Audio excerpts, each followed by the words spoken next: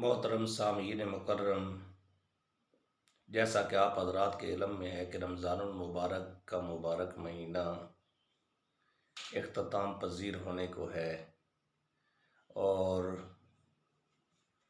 مختصر ٹائم ہے۔ یہ اللہ کی رحمتوں، برکتوں اور نوازشات کا مہینہ ہے۔ اس مختصر وقت میں جو باقی رہ گیا ہے، اللہ رب العزت سے اپنے گناہوں کی معافی مانگی، اللہ کی رحمت کو طلب کریں اور اللہ رب العزت سے دعا مانگیں کہ اللہ رب العزت جس طریقے سے رمضان المبارک کی مبارک ساعتوں میں اللہ رب العزت نے ہمیں اسلام پہ چلنے کی توفیق عنایت فرمائی، اسی طریقے سے باقی 11 مہینوں کے اندر یا باقی زندگی میں استقامت کے ساتھ دین اسلام کے اوپر چلنے کی توفیق عنایت فرمائے۔ تو عید الفطر کی نیت یہ ہے کہ 2 رکعت نماز عید الفطر واجب نال 6 زائد تکبیرہ نے منہ کیتا خانہ کعبہ شریف کی طرف، اس امام صاحب نے پیچھے اللہ اکبر، امام صاحب اللہ اکبر کہے گا اور سبحانک اللہم پڑھے گا وبحمدک وتبارک اسمک وتعالی جدک ولا الہ غیرک تک، تو مقتدی بھی ساتھ پڑھیں گے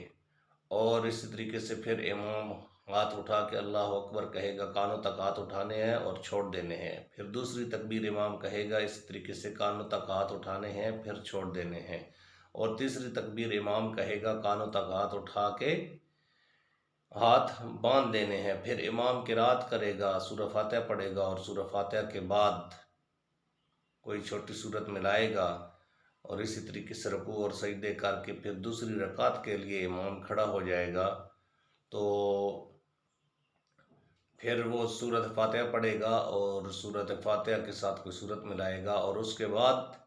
دوسری رکعت میں سورۃ فاتحہ کے بعد سورت ملانے کے بعد پھر 3 تکبیریں کہنی ہیں، اللہ اکبر کہہ کے کان تک ہاتھ اٹھا کے ہاتھ چھوڑ دینے، پھر اللہ اکبر کہہ کے ہاتھ چھوڑ دینے، پھر اللہ اکبر کہہ کے ہاتھ چھوڑ دینے ہیں اور چوتھی تکبیر کے ساتھ رکوع میں چلے جانا ہے، اور باقی اسی طریقے سے امام اپنی نماز مکمل کرے گا جیسے روزانہ ہوتی ہے۔ تو اس طریقے کو آپ بھی دہرا لیں تاکہ آپ کی عید الفطر کی نماز احسن طریقے سے اچھے انداز سے ادا ہو سکے۔ وآخر دعوانا ان الحمد للہ رب العالمین۔